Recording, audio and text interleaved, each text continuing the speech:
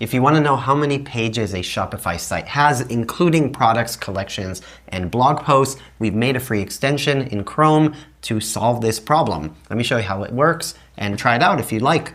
So first of all, you go to the Chrome extensions web store and search for Shopify page counter, or check the link in the description. All you have to do is click on add and click on add extension.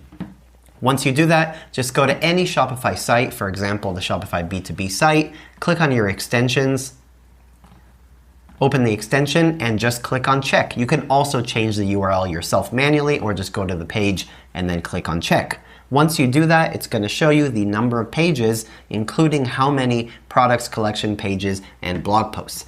Again, I can go to any site, just click here, click on check, and it'll show the total number of pages and a breakdown based on the products, collections, pages, and blog posts.